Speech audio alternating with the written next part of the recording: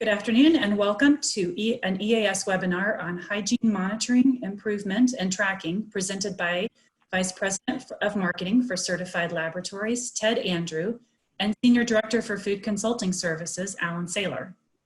Certified Laboratories and EAS Consulting Group, as part of the Certified family of companies, are global leaders in regulatory solutions, testing, and guidance for industries regulated by FDA, USDA, and other federal and state agencies. Through a commitment to compliance, quality systems, and technical expertise, together, Certified Laboratories and EAS can assist you in navigating regulatory requirements and challenges while offering a more robust scope of testing services to meet your organization's growing and sophisticated needs. I just want to thank everyone for joining us today. We have some great information for you all. And so without further ado, I'd like to go through our agenda. First, we're going to do a brief introduction with myself and Alan. Then Alan's going to talk about some of the new norms in response to COVID, what we're seeing in the marketplace, the evolution of the hygienic approaches that a number of companies, both large and small, have taken within the industry over the past few months, and then the importance of consulting services when you're doing a hygienic design considerations for your business. That's going to be followed by a few slides that I'm going to provide, talking about after the design and hygienic programs that the design of the hygienic programs that you develop, the importance of monitoring and maintaining those programs moving forward, and then a quick summary of some of the solutions and path forwards that companies can take nowadays in order to develop a sustainable, comprehensive, hygienic approach to COVID. Next slide. So real quick introduction, I'm Ted Andrew. I'm Vice President of Service Marketing for Certified Laboratories. I have a background in microbiology, and I've been in the food industry in different technical and commercial roles now for about 12 years. I'm joined today by Alan Saylor. He's Senior Director of Food Consulting Services here at EAS. Alan has a lot more years experience than I do. He's approaching 40 years of experience, both with FDA, USDA, in food production, as well as 21 years of advisory and consulting roles underneath his belt. So I'm really looking forward to hearing some of the insights that Alan's able to provide today. So without further ado, Alan, would you like to begin?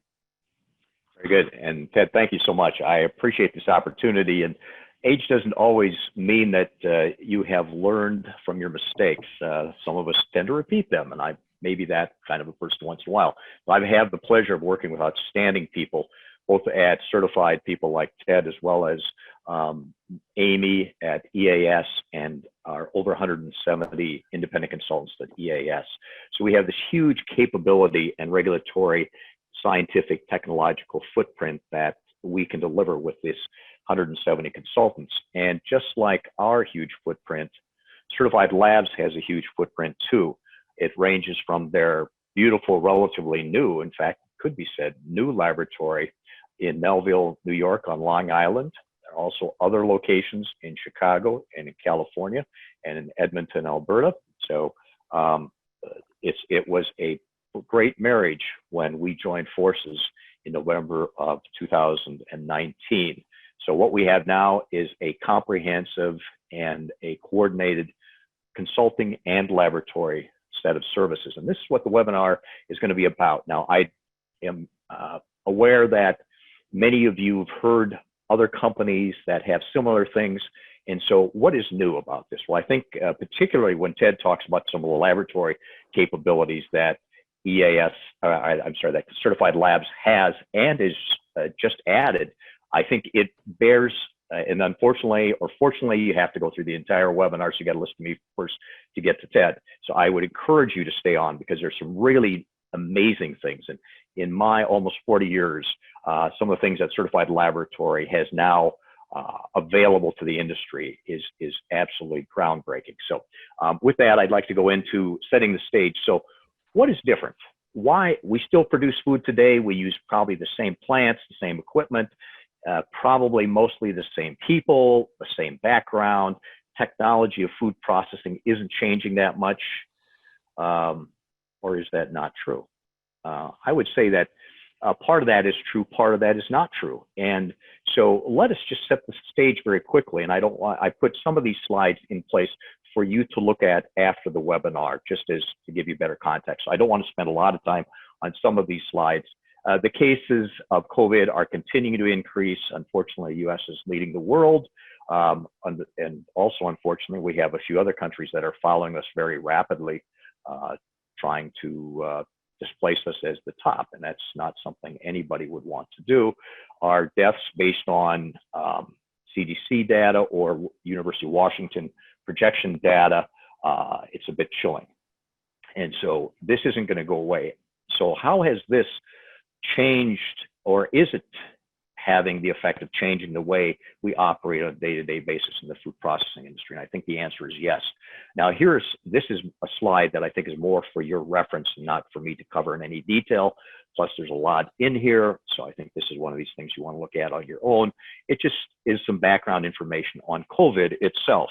And part of this, we've called it our program a hygiene program, not a COVID program, but COVID is subsumed into this. So what I'd like to say is that if you want to know more about some of the expectations for businesses and employers, and this applies to food processors, there are some very good documents. The CDC, FDA have put out great guidance documents. This is just one of them that you could look at and see if you are meeting at least the due diligence requirements expected. Okay, what are the challenges? Well, during this time of COVID, and certainly we are still in the same, I don't care if it's first wave, second wave, third wave, it doesn't matter. We are still in the pandemic, and therefore it has affected some of our workforce, and it has limited whether they've become ill or just been exposed or think they have symptoms. In some cases, people have symptoms and they are perfectly fine, which is a good thing. But that does mean that we have missing people on a daily basis. And so how do we get our work done? Particularly if these are critical people. In some cases, we don't have backups trained because they really weren't needed, or if they were gone for short periods of time. This may not be the case anymore. Also, what about supply chain crises? If one of your suppliers cannot deliver the volumes needed, and we've seen this by just going to grocery store shelves and seeing that certain products are very hard to get, in some cases are impossible to get. Fortunately, most of the fundamental food products are available. So hygienic design and due diligence, what does this mean? What is our expectation today, and has it changed from, say, 6 months ago before the COVID wave started? Has facility cleanliness and hygiene expectations changed? I'd say no. Or is the answer yes? We'll see. What about processing equipment and utensil hygiene? Has that changed? Maybe no, or maybe yes. Employee traffic patterns, definitely seen changes. We have seen as one way for food processing plants is to put in one-way traffic patterns. In other words, you enter one way, you go out another way. As you're operating, there's more and more of the facilities that put arrows and various information on the floor to keep distancing and to make sure patterns are not conflicting, at least as much as practical. Training. Are we doing more training? We are doing training, but I think we're doing a different kind of training. So has the training changed, and is the focus on the training changing, and the substance of the training? Yes. What about employee health? This is an area I can remember giving a training session on food safety about 3 years ago, and I talked about how it might be a good idea for supervisors during shift changes to just do a quick review of employees and look for any obvious signs of health problems. There was a lot of disbelief by the attendees because one comment was, we aren't trained health professionals, we're not doctors, we're not nurses, what do you expect us to do? And it was like, I think the average person can tell if somebody else looks to be unhealthy, and if they're unhealthy, FDA expects you not to let them work in areas where they might be carrying something that could be foodborne. Well, that was 3 years ago. Today, our focus is not only on carrying something foodborne, but also something that could be contagious. Who knew that something like COVID would come to be a challenge in our industry. What about high-touch surfaces? Oh, that's a definite change. If that term would have been used without some context 8 months ago, a year ago, I don't know that any of us would have known what that meant. That is a huge change. Well, let's think of this, because some of the foundation hasn't changed. If we clean our facility and clean our equipment to remove bacterial contamination, we are very likely to also remove viral contamination.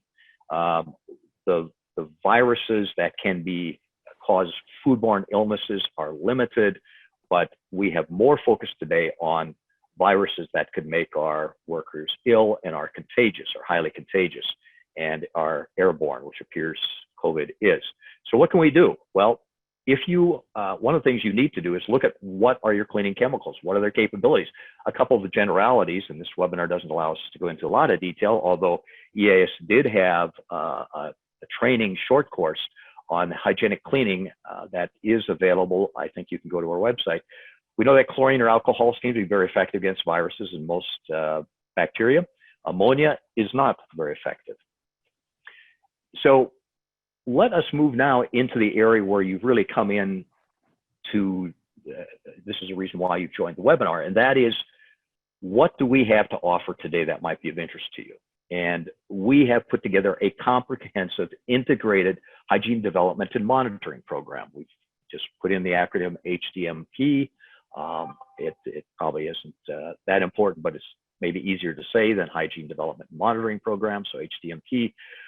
This is intended to address not only consistency in the things that we did and we did properly in the recent past, but some of the new norms. And so what are these new norms and the acceptable level of due diligence for these new norms? Well, one of the things we probably never ever thought of doing was looking at the areas that are not production or high traffic areas in our processing facilities, and that they have to meet a standard. Now, it wasn't that we thought that these areas were okay to be unclean, but we really didn't do much there. Today, because these tend to be our high touch areas, lunchrooms, bathrooms, locker rooms, things like keyboards, doorknobs, other things where people are touching.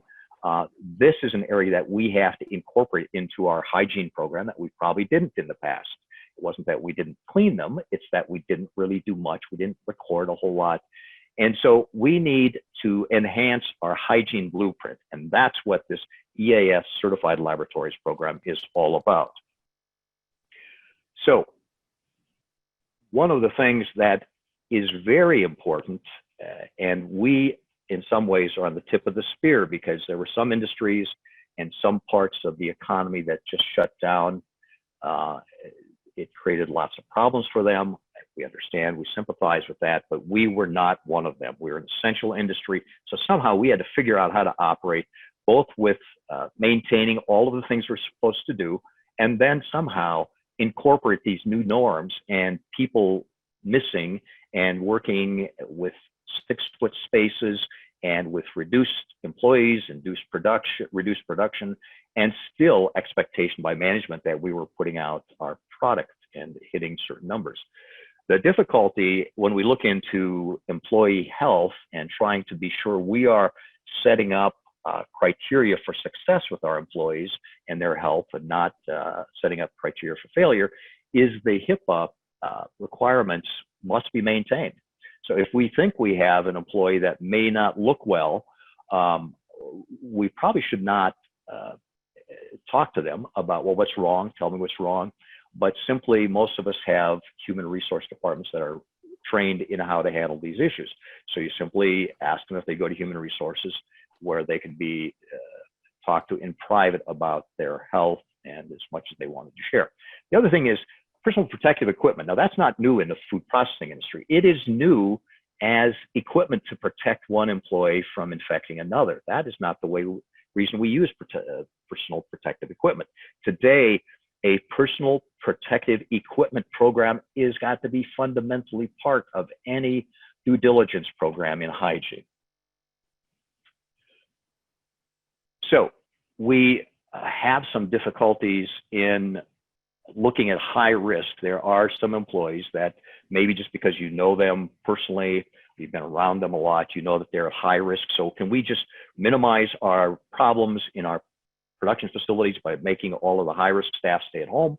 The answer is no, that's not an option. And I don't know that, I've never heard of anybody doing that, so it's probably not even an issue. The confidential medical information is kept confidential, only available to a few people that are properly trained. And the personal protective equipment program needs to be ramped up because different job functions require different equipment. Okay, so what are some of the pieces? Some of the pieces of this program include what we do in consulting, and Ted is going to cover the laboratory part of this. So this is integrated, but it is in two parts, not because it's separate, but because Ted is experienced in the laboratory, I'm experienced on the consulting side. We are doing virtual or on-site hygiene assessments.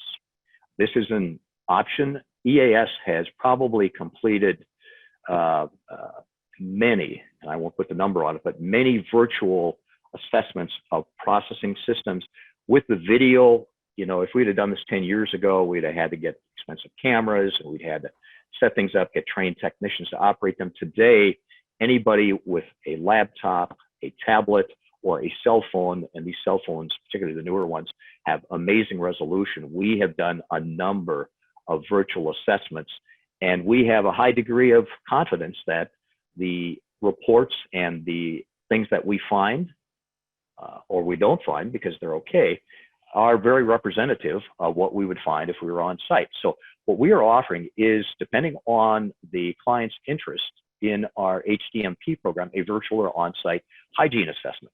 And this will be operational. It will look at facilities. It will look at equipment. It will look at the cleaning programs. It'll look at document review, but it will also look at the personal protective equipment. It'll look at the high touch areas that we probably would have only spent a cursory or no time at in the past. We will then provide a gap assessment based on all of this and what are the new norms for due diligence. We will then identify the next steps, which are going to be periodic monitoring. And this is where I'm going to hand this off to Ted as far as what the monitoring.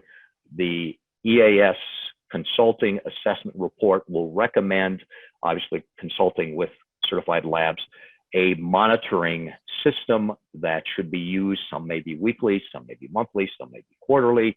And also, we will then do tracking and trending. And we will keep the information confidential, but we intend to start building a database that we can match certain food sectors, production sectors, against each other and see what the norms are, what the averages are, and is your trending data close to the norm? Is it deviating from the norm? And if it's deviating, what do we need to do to get it back? And the norm may not be always, you know, the place you need to be, but it gives you a benchmark against what everybody else is doing. And I get calls many times, well, what is the standard in the industry? Well, we are going to be having the data to provide that information. So without further ado, I'd like to hand this over, the rest of the presentation, to Ted Andrews. So Ted. Thank you, Alan. That was fantastic. I really appreciate those slides and the information. So what Alan talked about was a lot of the design type work necessary. Oops, sorry. It does that all the time. Some of the design type work required in developing a program. What we're going to move on to now is the monitoring part, which is just as important. And I think the important part of the monitoring part is just this old adage, right? You cannot manage what you cannot measure. And so with any well-designed program, things change, right? The number of people in your organization, the number of people that might be going through the office area, the setup and design of the office area, the lunchroom, there's a number of different variables that can occur. So if you're not measuring your program, then you have no idea if your program's still effective or not. What's great about our industry, or those of us within the food industry spaces, we've been doing something very similar for years with our environmental and sanitation programs. And what the way we want to look at this is very similar to how we initially set up those EMP programs, with common areas where you want to verify, validate, and then have a response, a solution available to you.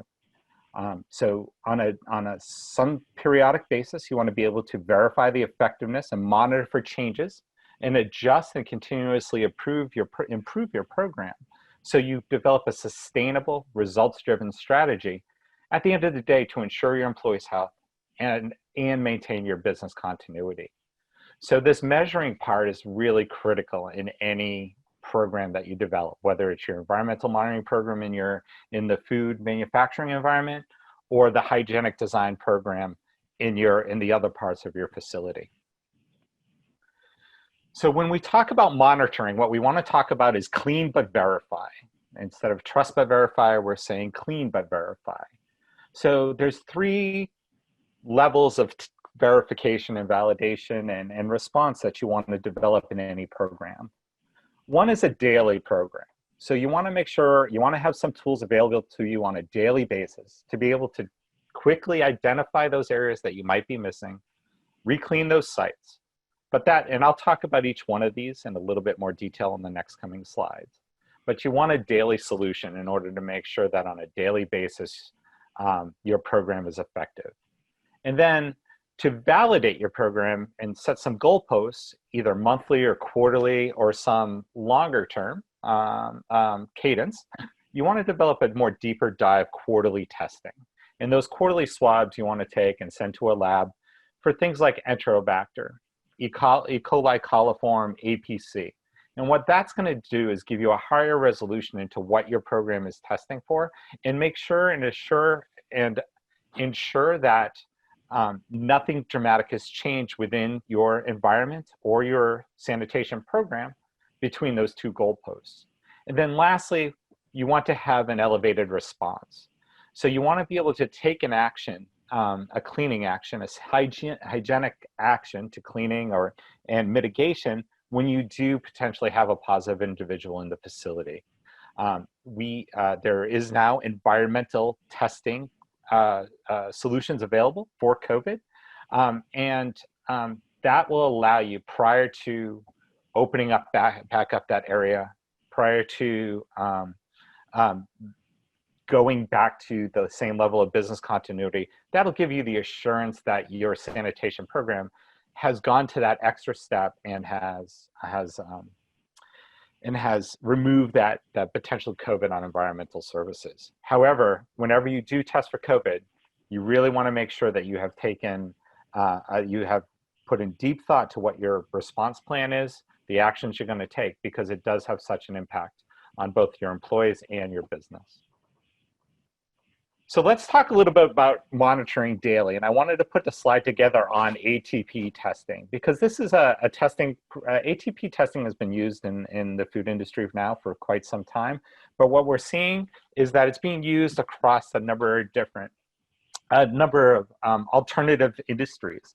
Everything from healthcare facilities to airlines and cruise lines to gyms, schools, really transportation companies across the range. So what it does is it looks for it looks for biological materials on surfaces, so basically organic material. So whatever solution that you use at your site needs to be a couple of things. It needs to be rapid, so you get an answer right away. It needs to be economical, and it needs to be very, very easy to use. And ATP monitoring checks all those boxes. It puts you can see a picture. It's a simple swab with a reader. You swab, you put it in the reader, and you get a result within 1 minute. So you can take immediate action, and you can get an immediate diagnosis on verifying the fidelity of your hygienic program. The nice thing about ATP as well is it has been proven useful for monitoring the success of health interventions in workplace in terms of the reduction of the spread of virus. And there is a paper from 2017 out there that walks through this data. So it can be directly correlated to the reduction of virus in in a facility. Then we want to talk about quarterly testing. Like I said, you want to have a higher resolution testing for your program to look at those nooks and crannies to see what types of bacteria are growing in those areas, and then understand what type of, if your interventions are effective and appropriate for what is happening in your environment. So basically what you want to look for is a more comprehensive look into the effectiveness and potential risk, as well as those dramatic changes that might occur between goalposts in your program. And whether that's quarterly, monthly, or bi-month, or every other month, there should be some sort of deeper dive look into the design and implementation of your hygienic design program. And then lastly is the COVID response. And this again is action taken to a positive individual in a facility.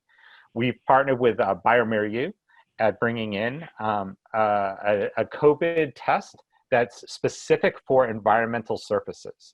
And that, as I had said before, that's a really great way in order to understand whether your hygienic program is specific to the COVID virus, as well as having the data to ensure that your action taken in the environment with a positive individual was effective long term. However, really, and this is where Alan's group and EAS can really come in handy and help you develop what those responses look like.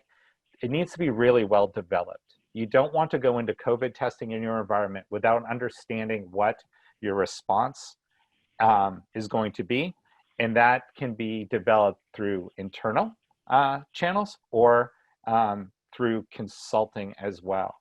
I sort of look at COVID testing like when I used to ask my mom if we could go to McDonald's. It's you can ask the question, but you might not like the answer.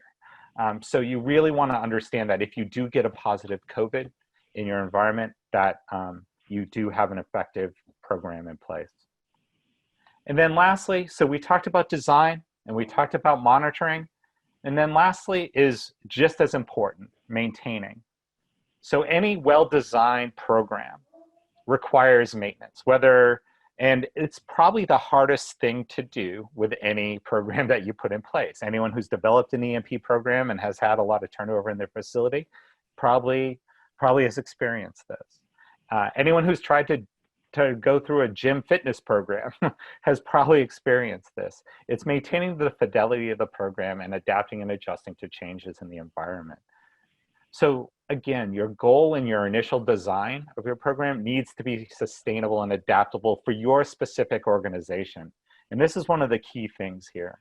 There's not one size fits all for any organization. Every organization that I go into, that EAS sees, has a unique set of design, a unique square footage, a unique product, a unique set of workers, a unique geography, that all has to be taken into account when you're developing a hygienic program. There's no solid work structure, although some of the bases of the structure might be in place. The individual needs of your organization, it's critical to develop something, or else you're not going to be able to sustain it and maintain it. Again, you can't manage what you can't measure. So follow-up reviews to analyze those results and making it a data-driven solution is really critical.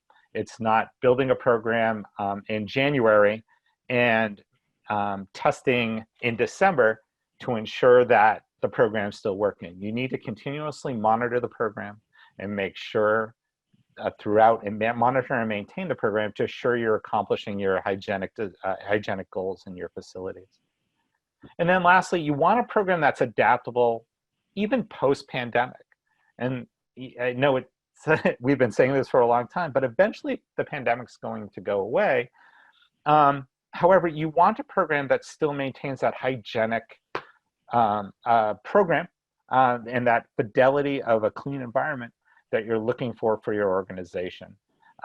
You know, as far as just good practice for testing. So those are the three key steps in maintaining any program. And I want to emphasize how important it is to be data-driven. So my last slide here is just a quick summary. The construction of commitment, and the commitment's a big part to a hygienic plan specific for your unique business. You have to have commitment from every part of your organization for any plan you have, from your office staff all the way through to your upper management, and buy into the outcomes you want out of your program are. So it's critical to build one that's effective and sustainable for your business.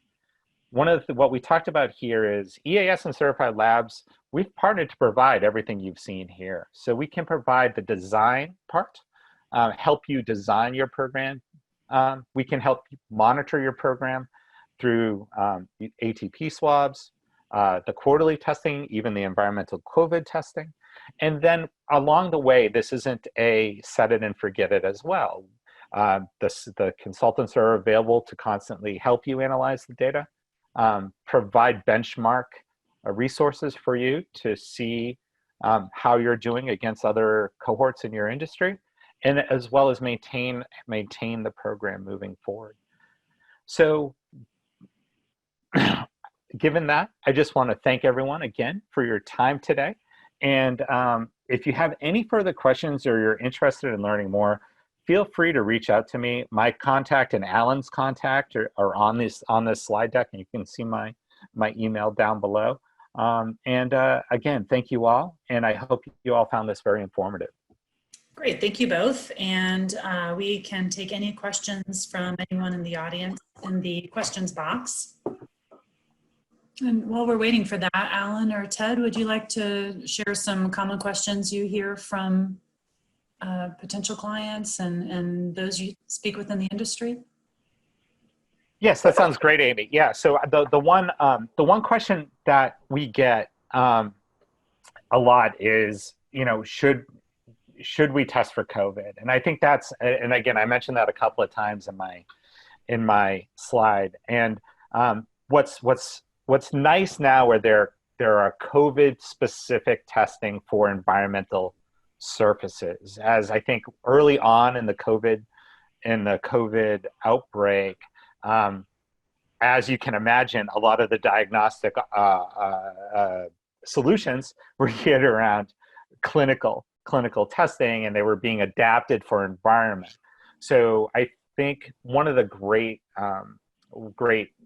updates to the program is the environmental testing for COVID, that you can swab, you can send it to a lab, we can do the testing and get it back to you within, I believe it's 36 to 48 hours, a result, maybe even faster if required, in order to get that response. So you can imagine when in the food industry, it's almost like finding something in zone 1. You can imagine if you have a COVID positive person in your facility, it sort of has to be a hands-on deck, all hands on deck response to it. And now there are tools and solutions. However, when you do test for it, it's really, really important that you know what your response is going to be, and you have commitment from your management, from everyone from the CEO or owner all the way down to the people, the office workers in the lab, or the office workers or the people on the manufacturing floor, to make sure there's a commitment to that. So great, thank you. And we've got some questions starting to come in, and our first one is regarding COVID testing for environmental swabbing. Would it be similar to current ATP swabbing? Yes. It's a specialized swab, which inactivates any. It's a specialized swab that inactivates any virus that's on that happens to be picked up. So it's a very safe swabbing method. So it's a very similar process. You take the swab, you put it in to the buffer, and you ship it to a lab. Okay, great, thank you. And another question is, how do you monitor hand washing? Well, if it was like in the first grade, the teacher stands next to the hand sink, and then everybody either has to go to the principal's office if you don't. But how do you do it? I'd be honest with you, is that you train your people, and beyond that, supervisors, shift supervisors, are certainly looking at lots of different things as their shifts, start. And one of the things they should be looking at is they should be kind of observing if people are going to the hand sink or not. One of the things they also find is that sometimes the best way to do this is not rely on the supervisors, but simply set up teams, train teams, incentivize teams. And if a team member, for instance, is found not to be doing something that is company policy, I mean, they don't get fired, they don't get written up, but that team loses some benefit, whatever that benefit is. Or maybe it's tickets to wherever you can go for restaurants these days, or something like that. Or maybe it's a Starbucks gift card, or whatever it might be. So the way you do it is not through penalties, but through incentivization. And I see that if you let peer pressure do some of these things for you, it's much more effective than trying to enforce it top down. Thank you. And one of the things, Amy, I would also recommend as far as a swabbing area is swab the handle and the faucet of the hand washing area. It won't tell you an individual. It won't give you an indication of an individual, but in a few cases where I've gone out and done some deeper dive swabbing of facilities and looking for things like, now granted, I wasn't looking for COVID specifically, but I was looking for Enterobacter and some of the more quantitative type indicator organisms. They were very high around and along the hand washing area. So I think that's one way to get a general indication if everyone's on board. If that area is clean, you can imagine you wash your hands and then you grab the handle of a dirty sink, or you grab the side of the sink. I know some of them have the foot pedals and things like that, but it's just one of those. It's one of those areas where I would recommend perhaps starting with ATP testing if you can, and just seeing what comes up, and then perhaps adding that to your quarterly goalpost testing. And how often should people be cleaning, and what types of products are recommended in environments that are dealing with foods? Yeah, that's a great question, and I'll let Alan take it in a second. But I go back to in the slide, and I know people hate this answer, but it depends. It's really, as far as the frequency and the location and the amount and even the types of sanitizers. It depends on your environment. It depends on your square footage. It depends on let's be honest, it somewhat depends on your budget. It depends on a number of different factors. And that's why the benefit of bringing someone who's seen a number, like a consultant like Alan or part of the AS team into the organization, really is to do a cursory look at and say, oh, we've seen this work. We've not seen this work. And make something very specific for their unique scenario. So, yeah, Ted, I think you've covered it. One of the things that I would suggest from a consulting standpoint is if you are cleaning and you have a set of chemicals, and based on your ATP swabbing or other types, ATP is my preference, but if it looks like those chemicals are cleaning the surfaces, then, and it's a bacterial, ATP is, as Ted said, bacterial residues and organics, then why would you want to make any changes? Well, because I want to make sure the viruses don't survive. Well, let's be clear that hygiene is still mostly about bacteria. In the high touch areas, that's where I would look to get chemicals that may have some effectiveness, and it's on the label for viruses. But in the general setting of a food production plant, read the label of the chemicals you're using, and if your monitoring and verification information says they're doing a good job, then I would stay with what we're using. Okay, how can companies prevent cross-contamination from employees who have been known to have COVID-19 and others that are unknown whether they have it? I'm sorry, Amy, could you repeat that? How is cross-contamination prevented? Between COVID positive? Correct, from employees who either are known to have it and other employees or those who are suspected. Um, and again, I'll let Alan talk about, but I think Alan mentioned some of the PPE things in place, of course. But I do think identifying those COVID positive individuals as quickly as possible. What we've seen and talking to some of the response teams and sanitation groups and things like that in the industry is usually what happens. One scenario, for example, as an example, would be let's say a admin comes in and tests positive. They do a study to find out where that admin was, what locations they were, who they interacted with. They will usually do a fairly comprehensive cleaning of the entire area. And that includes bathrooms, lunchrooms, entryways, office areas, of course, keyboards, rather than, if you think about it, when you found a positive in your environmental program, you might take a starburst approach or a vectoring approach. This is more from a sanitation standpoint. This is more of a carpet bombing of the area, and then a comprehensive group of COVID testing as a response to ensure that area has been cleaned, so you minimize the risk of further spread of the virus from a surface.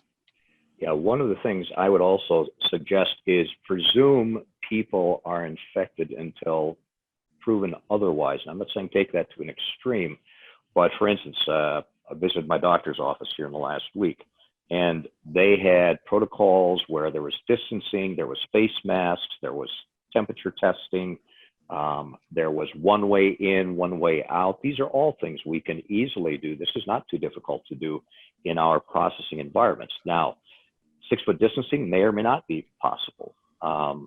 Cross contact between certain employees may not be entirely possible, but if you build a program where you're presuming that an employee might be infected, and it has been proven that the people shedding the virus are not always showing symptoms, and they don't have all the details, but it has been proven that is the case for some individuals. So if you wait till somebody starts showing symptoms, certainly there is a path taken. It would be a path that Ted has outlined, but you need to set up systems now.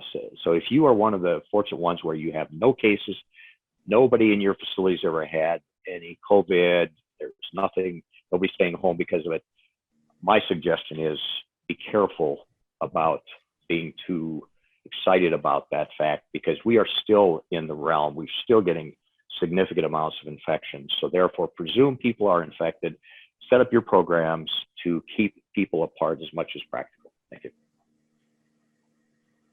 Thank you. We have another question, and that is regarding the testing.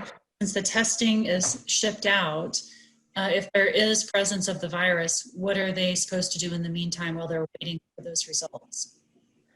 So your is to clean. On the turnaround time, we are trying to expedite the turnaround time for the results. Of course, for the COVID results as fast as possible.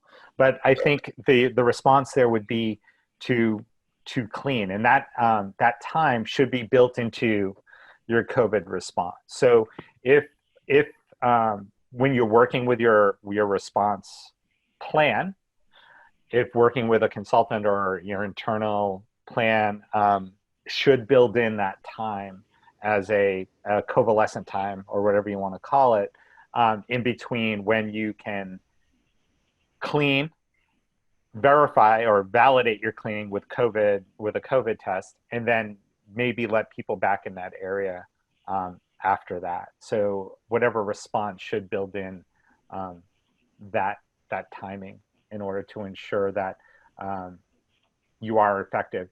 Or, you could, if you're confident, right, in your cleaning in a certain area, it's really up to you. What I would recommend, you could let people back in, but what I would recommend is cleaning and building in that day or two, at least in a segmented area, in order to just at the end of the day, you want to make sure that you're keeping your employees safe and you're ensuring your business continuity. So if that is quarantining an area and not letting people in to a certain area of your facility for a day, 24 hours, then that might be part of your plan. If that's not something that your facility is capable of, then what you do, maybe you focus on those certain areas for your solution as far as your cleaning goes. Okay, we have one final question, and that is from someone who was wondering if this is a mandatory program. Amy, the answer is of course yes, but in reality, no. It is an option that I think if I were in the industry, I would seriously consider. There are various levels, how much detail you want to build in, but the nice thing is it is also a comprehensive program. So you don't have to build part of it here and then go somewhere else to build another part of it. This is all a complete integrated program. And if I was in the industry, I would certainly want to have something like that, plus the expertise that EAS and Certified bring to the table. Okay, thank you both very much, and thank you everyone in the audience for joining us today. And a recording of this was made and will be posted to the EAS and Certified websites for future viewing. And if you have any final questions, you see Alan and Ted's information on the screen, and both invite you to contact them. Thank you for joining us, and have a great afternoon. Thank you. Thank you, everyone.